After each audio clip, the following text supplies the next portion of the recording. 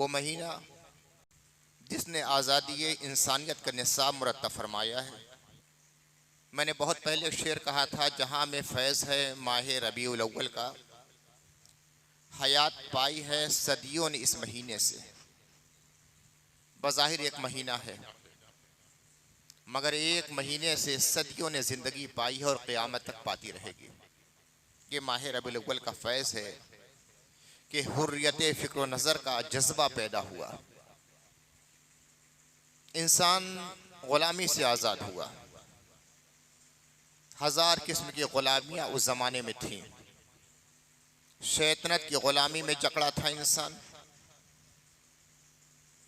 नफ्सानियत की जंजीरों में जकड़ा हुआ था इंसान,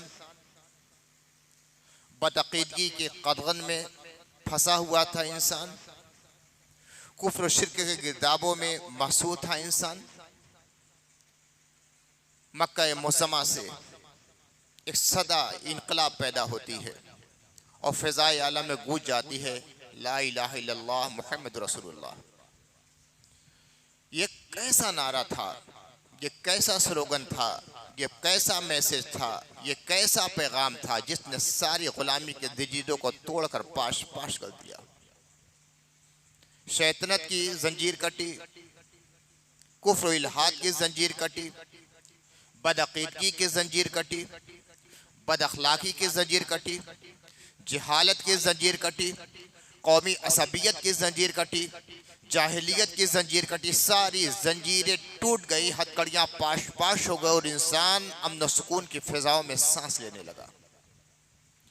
तो इस्लामी तारीख़ के तनाजुर में भी कल की तारीख़ बहुत अहम है कि माह रबीउल अव्वल का आगाज़ होता है, और हिंदुस्तान की तारीख़, इंडियन हिस्ट्री के पस मंज़र और हवाले से भी कल की तारीख़ बड़ी अहम है कि कल 15 अगस्त है कि हिंदुस्तान तन के गोरे और मन के कालों की ग़ुलामी से आज़ाद हुआ था। 1757 में ईस्ट इंडिया कंपनी ने हिंदुस्तान पर अपना कब्जा जमाना शुरू किया।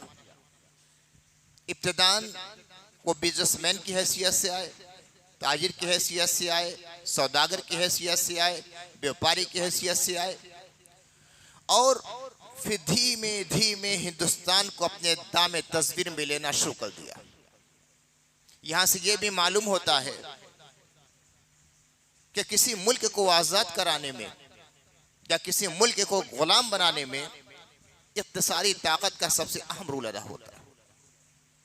आज हिंदुस्तान जिस कस्म पूसी के आलम में है, उसमें भी सबसे अहम किरदार यहाँ के बड़े ताजिरों ने और बड़े मिल खानों ने और बड़े कारोबारियों ने और बड़े सरमायादारों ने अदा किया है और बराबर अदा करते चले जा रहे हैं।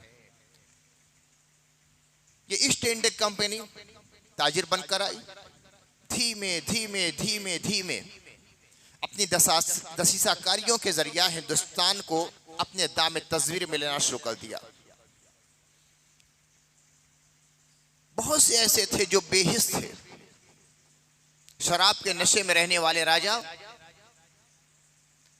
ऐश परस्तियों में गुम रहने वाले बादशाह, दुनिया की चकाचौंध से हैरान और शहतर रह जाने वाले नवाब, दुनिया ही को अपना सब कुछ समझ लेने वाले और बाबर बाइशकोश के आलम दोबारा निस्र का नारा बुलंद करने वाले जमींदार और जागीरदार, ये सब अपनी ऐश मस्तियों में मुब्तला थे। लेकिन वो फितीन, वो फरेबकार, वो दसीसाकार, वो लफ्ज़ों के जादूगर, वो दौलत के जरिया लोगों के दिलों को और लोगों के बदन को खरीदने वाले अंग्रेज धीमे धीमे अपना जाल फैलाते चले गए पूरे हिंदुस्तान में।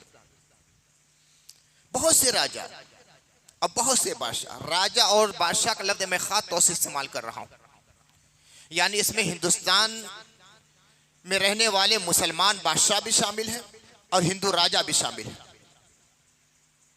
जो तसाहुल पसंद थे, जो काहिल थे, जो नाअक़बत अंदेश थे, जिनकी रगों में बुज़दिली का खून बह रहा था, उन्होंने सरेंडर कर दिया। मगर बहुत से ऐसे बादशाह भी थे जो हुर्रियत फ़िक्र नज़र के अलमबरदार थे।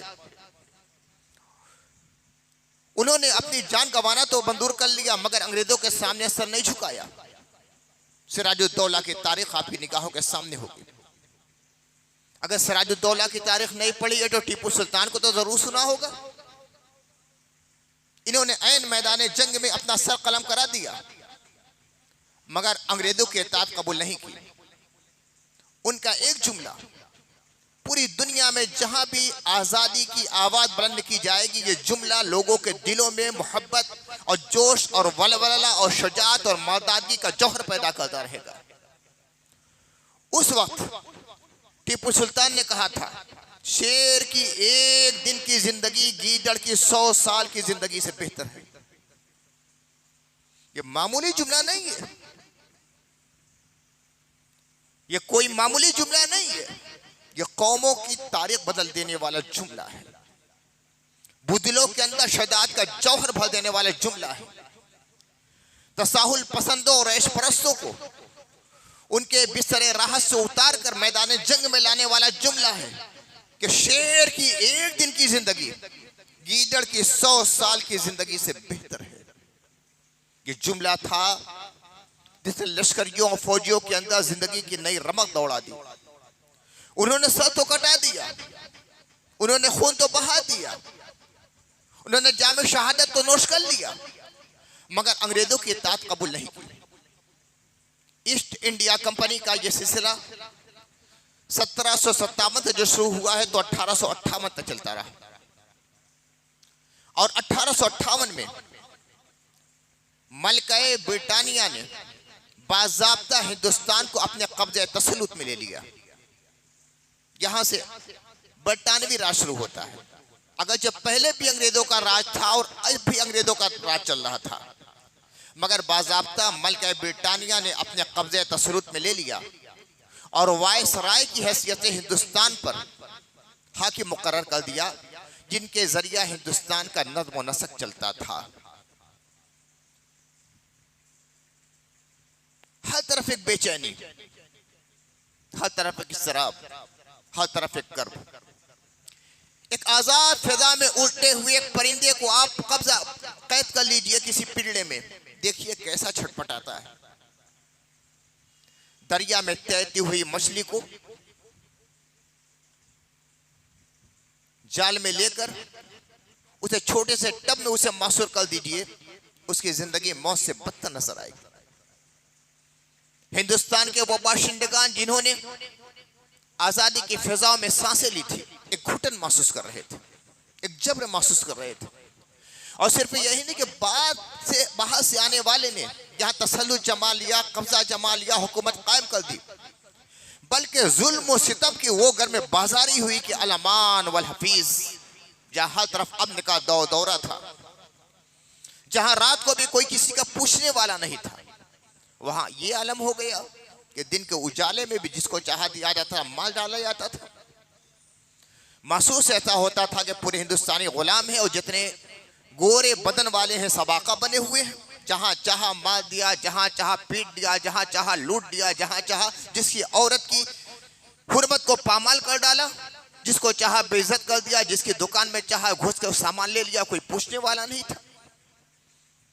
हिंदुस्तानियों के अंदर बेचैनी पैदा हो जाना एक तबीई और फितरी अम्र था।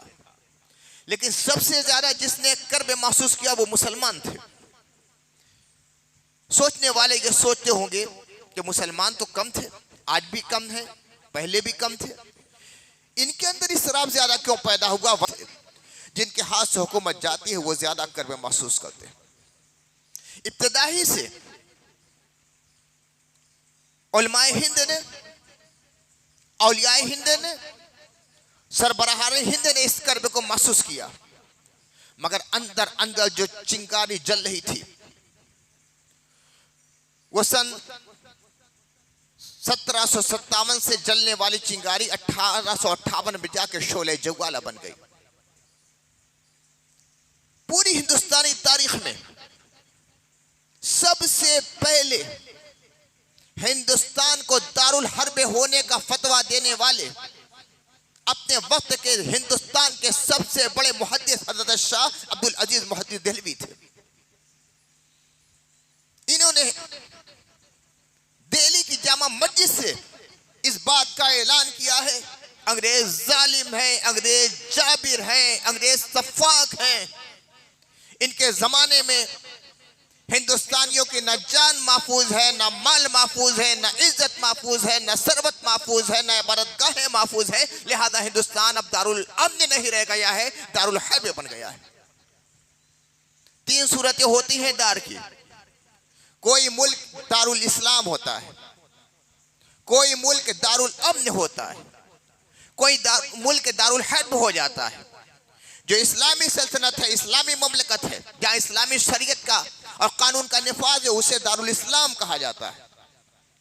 जहाँ जमहूरियत है, अगरचे कभी कभी अकलियतों के साथ जुल्म भी किया जाता है, मगर जमहूरी मुल्क है, अलल ऐलान किसी मजहब से मुतालिक मुल्क नहीं हुआ है, या खुल्लम खुल्ला हुकूमती तौर पे किसी कम्युनिटी के साथ जुल्म नहीं किया जाता है, जबर नहीं किया जाता है, कत्ले आम नहीं किया जाता है, तो उसे दारुल अमन कहा जाता है, जैसे कि हमारा हिंदुस्तान है।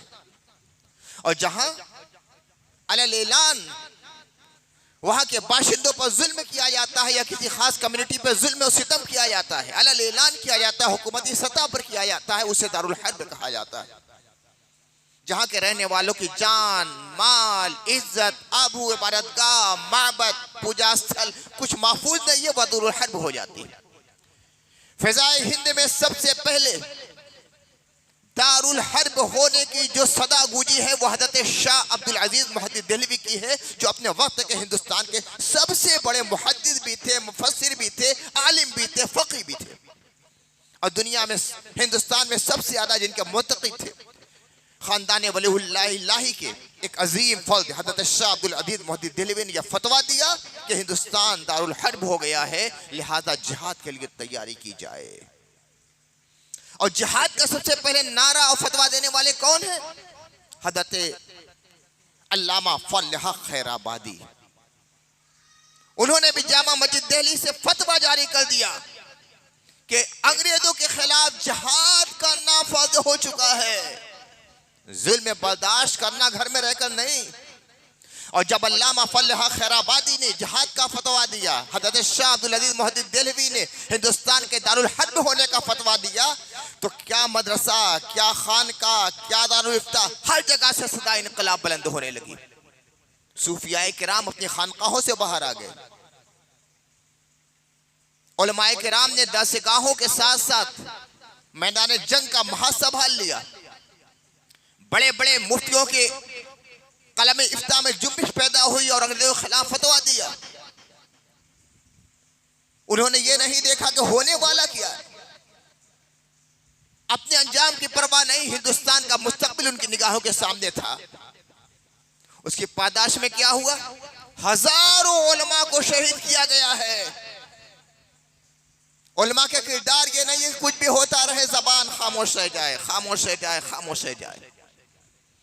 आज तो आलम यह हो गया है कि अगर हुकूमत के खिलाफ कुछ बोल दिया जाए, एक जुमा में बोला जाए, दूसरे जुमा में जाए, तीसरे जुमा में इमाम को लोग बदल देंगे। अरे यहां नहीं चलेगा।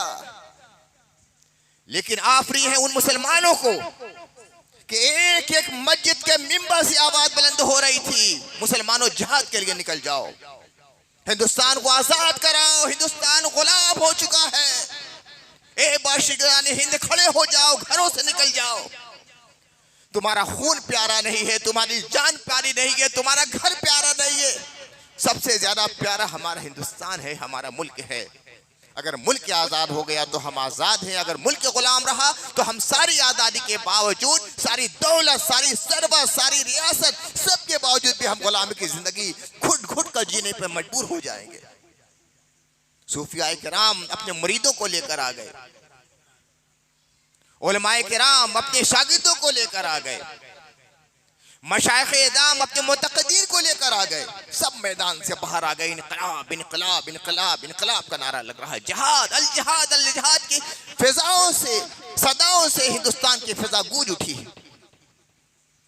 दिल्ली से लेकर लाहौर तक एक सदा थी, अंग्रेजों को अपने मुल्क से भगाना पड़ेगा। और इस आवाज में आवाज सब ने मिलाई है। गैर मुस्लिम भी आए, हिंदू हैं, ईसाई हैं, मजूसी हैं, यहूदी हैं, सिख हैं, सब ने साथ दिया, मगर सबसे पहले आवाज बुलंद करने वाले मुसलमान थे। उलमा ने आवाज बुलंद की, मुफ्तियों ने फतवा लिखा है, हक़ों की सदाएं लगाने वाले, खलवत खाने में बैठने वाले, खानकाहों में इत्तिकाफ करने वाले। आज वक्त का मुतालबा सबसे बड़ा ये हो गया है कि करबला जैसी फिजा हिंदुस्तान में पैदा हो गई है, हुसैन बनकर हमें आगे बढ़ना है।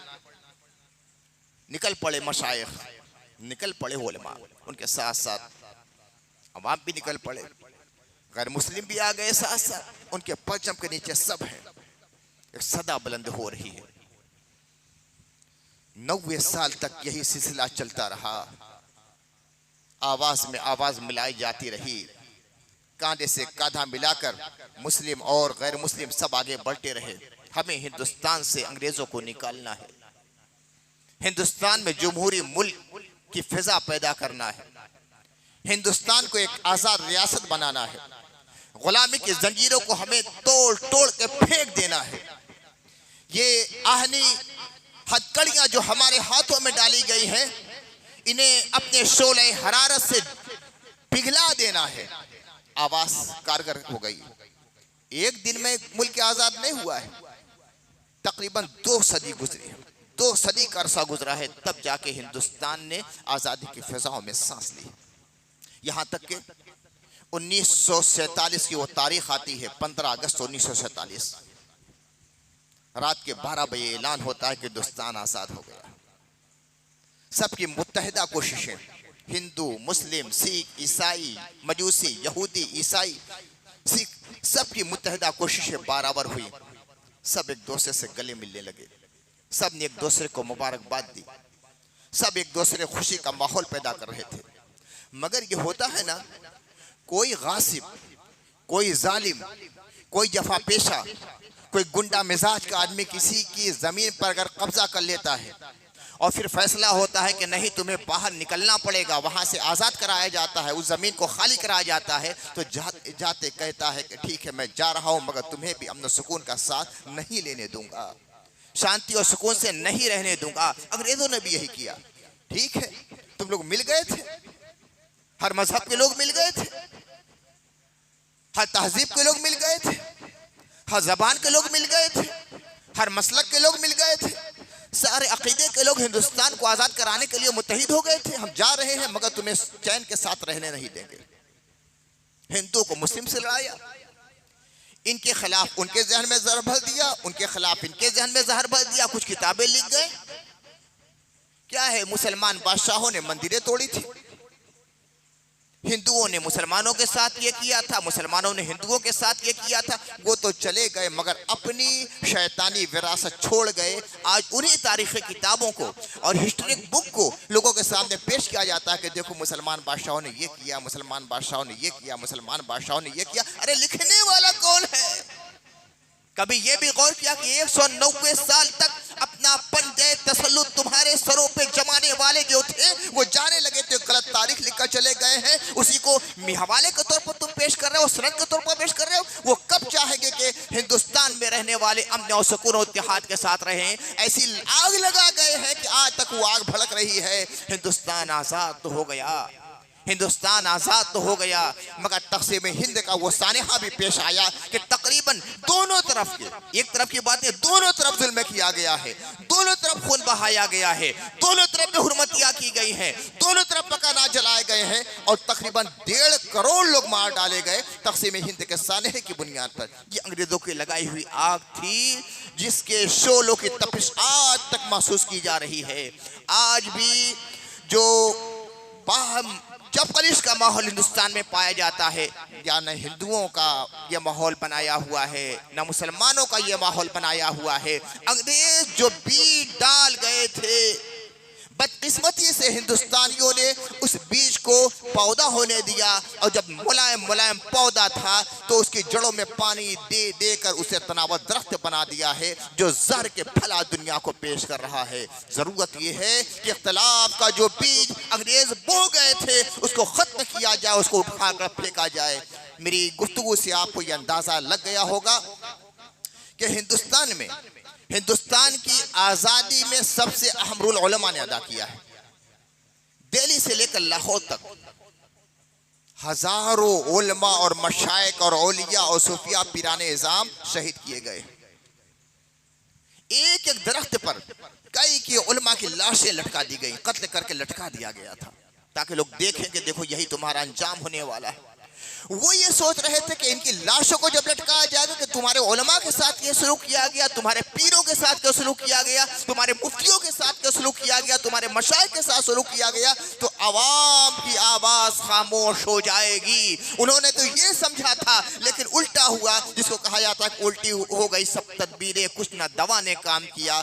जैसे जैसे तदबीर करते चले जा रहे थे, यहाँ के बाशिंदों के अंदर और ज्यादा जज्बा हुर्रियत पैदा हो रहा था। आवाम देख रहे थे हमारे उलमा को कत्ल किया गया है, हमारे मशाइख को कत्ल किया गया है, हमारे बुजुर्गों को कत्ल किया गया है, हमारे पीरों को कत्ल किया गया है। जब ये जिहाद की राह में कदम बढ़ा रहे हैं तो हमें और आगे बढ़ना चाहिए। इससे और ज्यादा उनके अंदर जोश पैदा हो रहा था।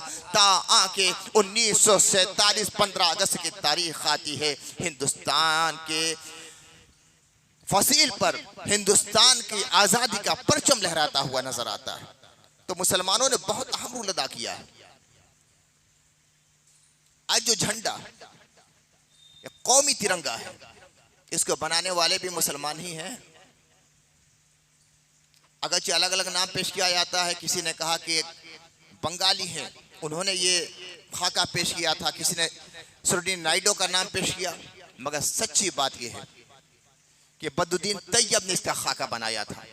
बद्रुद्दीन तैयब वो है कि ब्रिटानिया से सबसे पहले बैरिस्टर की डिग्री लेने वाले बद्रुद्दीन तैयब है। सिविल सर्विस ऑफिसर हुए, फिर उसके बाद मुस्लिम यूनिवर्सिटी अलीगढ़ के वाइस चांसलर हुए, उसके बाद जापान के सफीर मुकर्रर हुए हिंदुस्तान की तरफ से। बहुत नुमाया कारकर्दगी है हिंदुस्तान की आज़ादी हासिल कराने में। नेशनल इंडियन कांग्रेस के वो नायब सदर भी रह चुके हैं, जिसके परचम के तले हिंदुस्तान में आज़ादी की तारीख फल रही थी, फूल रही थी, पनप रही थी। तो ये खाका जो बीच में वो चक्र बना हुआ अशोक चक्र, ये खाका सबसे पहले बद्रुद्दीन तैयब ने पेश किया अपनी बीवी के सामने, जिनका नाम था सुरैया। और फिर पूरा मॉडल जो तैयार किया, उसकी कॉपी की है वो सुरैया बद्रुद्दीन तैयब ने, जो आज भी लाल किले के सीने पर लहराता हुआ नजर आता है। ये मुसलमानों की देन है। दुनिया बदल जाए, तारीख बदल जाए, हुकूमत बदल जाए, वज़ारत बदल जाए, ओहदे बदल जाए, सब बदल जाए, मगर ये तिरंगा तो वही रहेगा जो मुसलमानों की दीन है। बद्रुद्दीन तैयब और सुरैया बद्रुद्दीन तैयब ने यह बनाया था। आज कोई भी तहरीक किसी कम्युनिटी की तरफ से उठती है, कुछ तब्दीली का माहौल चाहते हैं, तो जानते हैं क्या नारा लगता है? इनकलाब जिंदाबाद, इनकलाब जिंदाबाद, इनकलाब जिंदाबाद। चाहे उर्दू को जानने वाले हो, प्यार करने वाले हो, या उर्दू से नफरत करने वाले हो, या उर्दू के मिटाने की तहरीक पेश करने वाले हो, सब यही इनकलाब जिंदाबाद का नारा लगाते हैं। ये मुसलमानों का दिया हुआ नारा है। जो मुसलमान था जिसने कहा था सरफरोशी की तमन्ना अब हमारे दिल में है, देखना है जोर कितना बाजुए कातिल में, ये मुसलमान ने कहा था, अशफाकुल्लाह खान ने कहा था। हिंदुस्तान का जो तराना है वो मुसलमान ने दिया है। सारे जहां से अच्छा हिंदुस्तान हमारा, हम बुलबुले हैं इसकी ये गुलशता हमारा, मुसलमान ने दिया है। मुसलमानों का बहुत अहम किरदार है। आज फिर वही किरदार हमें अदा करना है। हमें पीछे पीछे नहीं रहना है। इस मामले में हमें फॉलोवर नहीं बनना है। आजादी हिंद की तहरीक में मुसलमान कायद थे, कायद इमाम थे, पेशवा थे, जनरल थे, सफे अव्वली के सबसे अहम कायद थे। वो हमें क़ियादत करना पड़ेगा हिंदुस्तान की, और इस क़ियादत के लिए सबसे जो नुमाया किरदार हम अदा कर सकते हैं तो तीन चीजों से: इल्म के जरिया,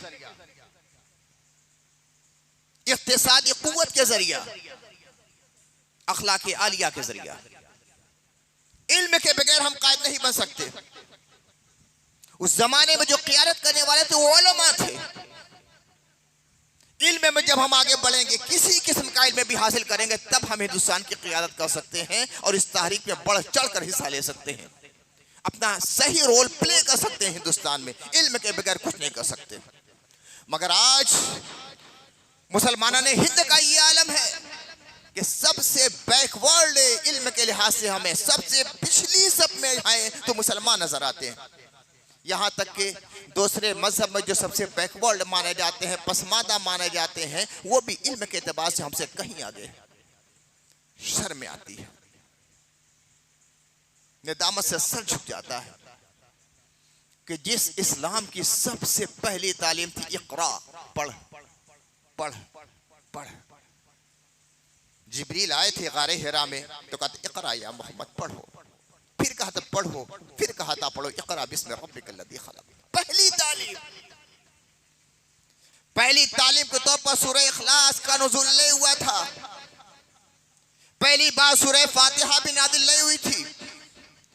बिस्मिल्लाह की आयत लेकर जिब्रील अमीन पहले नहीं आए थे। ना नमाज की तालीम सबसे पहले आई थी, ना रोजे की तालीम सबसे पहले आई थी, ना ज़कात की तालीम पहले आई थी, ना हज की तालीम पहले आई थी। पहली तालीम क्या थी? इक़रा इक़रा इक़रा, पढ़ो पढ़ो पढ़ो। सबसे पहली तालीम कुरान की जो नादिल हुई है वो इक़रा, पढ़ो अपने रब के नाम से जिसने पैदा किया है। जिस मजहब की सबसे पहली तालीम है पढ़ो, वही मजहब के मानने वाले तालीम में सबसे पीछे नजर आ रहे हैं। पता चलता है कि वही से हमारा रिश्ता कमजोर हो गया है, इस्लाम से हमारा रिश्ता कमजोर हो गया है, शरीयत से हमारा रिश्ता कमजोर हो गया है। तो सबसे पहले रोल जो प्ले करना पड़ेगा वो तालीम के जरिए अपने बच्चों को हमें पढ़ाना पड़ेगा। हमारे मकान कच्चे रह जाए कोई बात नहीं, हम बारात नहीं बुलाएंगे शादी पर, पानी पिलाकर हम बारात को रुखसत कर देंगे, कोई बात नहीं है। हम तीनों वक्त खाना नहीं खाएंगे, एक वक्त खाएंगे, कोई बात नहीं, मगर अपने बच्चों को पढ़ाएंगे। ये जज्बा जब पैदा हो जाएगा तब सबसे अहम रोल प्ले करेंगे हिंदुस्तान में हम। दूसरी चीज है इक्तिसादी इस्तेहकाम। माली एतबार से कमजोर ज़हनी गुलाम बन जाता है। जब दूसरों के हम दस्तनिगर रहेंगे, थोड़े थोड़े पैसे के लिए दूसरे मजहब के लोग के दरवाजे पर जाएंगे, वो देगा तो लेकर चले आएंगे, और जब नहीं देगा तो घरों में चूल्हा नहीं जलेगा। जब तक ये पोजीशन हमारी बनी रहेगी हम हिंदुस्तान में कोई अहम रोल प्ले नहीं कर सकते। कारोबार के लिहाज से, बिजनेस के लिहाज से, तिजारत के लिहाज से, सनाइत के लिहाज से, सनत के लिहाज से, हिरफत के लिहाज से हमें मजबूत बनना पड़ेगा। ऐसा नहीं कि मुसलमानों की आमदनी नहीं है, मुसलमानों का खर्च ज्यादा है, खाने पीने के शौकीन है, लिबास और मकान के ये शौकीन है। दूसरे मजहब के लोगों से काफी ज्यादा फजूल खर्ची इनके लिए है। जबकि कुरान ने फरमाया था इन्नल मुबज़्ज़िरीन कानू इख्वान शयातीन व कान शैतानु लिरब्बिही कफूरा। फजूल खर्ची करने वाले शैतान के भाई हैं और शैतान अपने रब का बड़ा नाशुक्र है। फजूल खर्ची से बचो। मैं ये नहीं कहता कि बुख़्ल करो, जहाँ खर्च करना है वहाँ खर्च करना ही है। अल्लाह के नबी ने फरमाया है कि बखील इंसान से दूर होता है, जन्नत से दूर होता है, अल्लाह से दूर होता है, शैतान के करीब होता है। और सखी इंसान से करीब होता है, अल्लाह से करीब होता है, जन्नत से करीब होता है, शैतान से दूर होता है। सखी बनो, बखील मत बनो। जहाँ खर्च करना है वहाँ खर्च करना पड़ेगा, मगर जहाँ खर्च करना है वहाँ खर्च करो, फजूल खर्ची मत करो। अपने पैसे को बचा कर रखो, तालीम में लगाओ, मदरसों में लगाओ, स्कूलों में लगाओ, कॉलेजों में लगाओ। अपने बच्चों के अच्छे मुस्तकबिल के लिए खर्च करो। ये होना चाहिए तालीम में तुम आगे बढ़ो। इकरा वाले लोगों, इकरा की अहमियत समझो। वहीं से तुम्हारा रिश्ता कमजोर हो गया है, दीन से तुम्हारा रिश्ता कमजोर हो गया है, मुस्तफ़ा के दामन से तुम्हारा रिश्ता कमजोर हो गया है। दूसरी चीज है इक्तिसादी ताकत। मजबूत बनो, माली एतबार से मजबूत बनो, तब तुम इनकलाब पैदा कर सकते हो। और फकीर खुदा मस्त बनकर सिर पर रहोगे ना तो इनकलाब नहीं आएगा, उसके लिए जरूरी है। तीसरी चीज है अपने अखलाक को बहुत बुलंद बनाओ। तालीमी लिहाज से तो पसमारा समझाई जाता है, मेरा जाती तजर्बा और मुशाहिदा ये है कि अखलाकी एतबार से भी मुसलमान सबसे पसले हैं। सब्र और ज़ब्त और तहम्मुल और बर्दाश्त नाम की कोई चीज नहीं, माफी का जज्बा है ही नहीं, बस ईंट का जवाब हमें पत्थर से देना है। अपने मिजाज के खिलाफ कोई बात हो गई, शोले जवाला बन जाता है मुसलमान। असबियत हमारे अंदर भर गई है। हिंदुस्तान में इस्लाम कैसे फैला है? बुलंद अखलाकी के जरिया। ख्वाजा गरीब नवाज हिंदुस्तान के सरजमीन पर जब कदम रंजा फरमाते हैं तो क्या था उनके पास?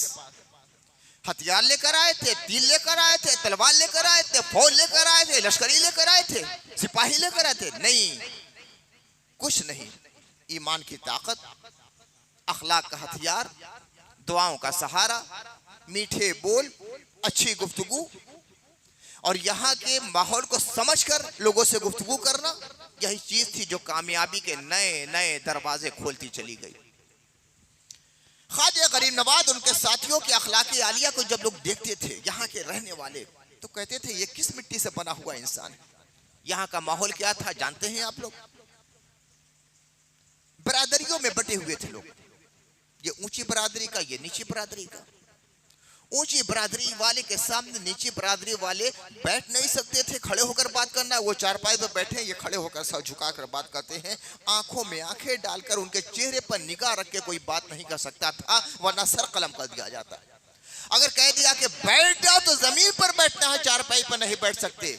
ऊंची जात वाले जिस कुएं से पानी पिए, छोटी जात वाले उस कुएं से पानी नहीं पी सकते थे। बस्ती के जिस हिस्से में ऊंची जात वाले रहते थे, उस हिस्से में नहीं रहे, बल्कि कहीं किनारे में अपनी बस्ती आबाद कर सकते थे। बारात लेकर आए तो घोड़े पर ये सवार नहीं हो सकते थे, वरना कत्ल कर दिया जाता था। एक जमाना वो भी हिंदुस्तान की तारीख का स्याह तरीन जमाना था कि नीचे जात की औरतें अपने सीने पर पल्लू नहीं डाल सकती थी। खुला हुआ यह हिस्सा होना चाहिए, बस यहाँ तक धोती पहन लेती थी, ऊपर का सारा हिस्सा खुला होता था। और कोई औरत अगर हया की वजह से जरा सा कपड़ा सीने पर डाल ली तो इसका पिस्तान काट दिया जाता था। यह हिंदुस्तान की तारीख तरीन तारीख है। ऐसे जमाने में जबकि छुआछूत का माहौल यहाँ था, छोटे बड़े का माहौल था, असबियत का माहौल था, कौम और बरादर के नाम पे लोग बटे हुए थे। एक अल्लाह के रसूल का भेजा हुआ एक खास बंदा अमन का पैगाम्बर बनकर हिंदुस्तान की सरजमीन पर आता है। चटाई बिछा दी, लोगों ने पूछा ये कौन? कहा कि ये इनके नबी के वंशज है, सबसे आला खानदान। अच्छा, इनके नबी के औलाद में है तो हम तो इनके करीब नहीं जा सकते, इतने ऊंचे खानदान के, इतने ऊंचे कबीले के। अरे नहीं नहीं भाई, जाओ तो देखो, हमारे ये नहीं चलता। गए, सलाम किया, खड़े हैं हाथ बांध के। अरे मियाँ बैठो, बैठने लगा जमीन। अरे इधर आओ ना, अपने साथ चटाई पर बिछा लिया।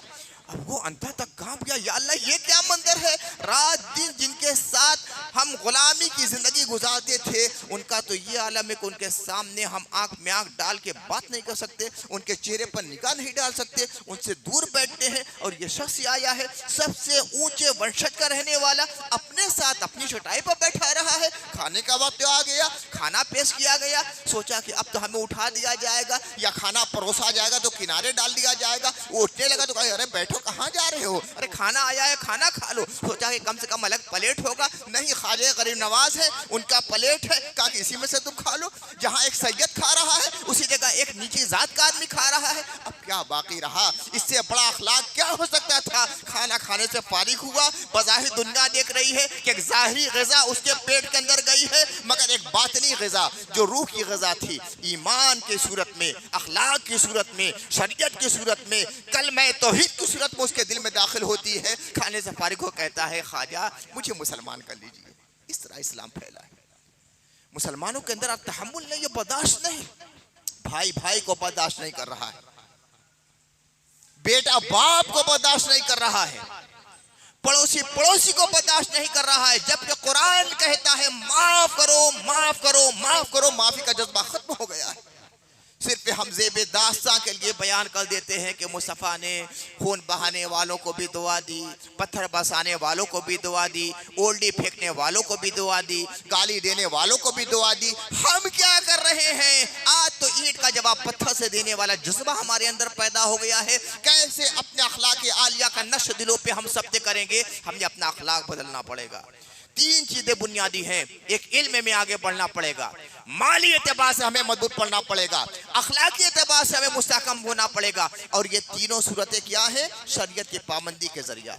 इल्म सबसे यकीनी इल्म क्या है? वही का इल्म होता है। जो अल्लाह ने इल्म दिया है वो यकीनी है। इंसान अपनी रिसर्च के जरिया, तहकीक के जरिया, विज्ञान के जरिया जो इल्म हासिल करता है, आज एक इल्म हासिल हुआ है, 5 साल के बाद वो कैंसिल हो गया कि नहीं ये गलत है, ये सही है, ये गलत है, ये सही है, ये गलत है, ये सही है। साइंसदानों की एक नहीं 100-200 नहीं, हजारों तहकीक गलत साबित हो गई।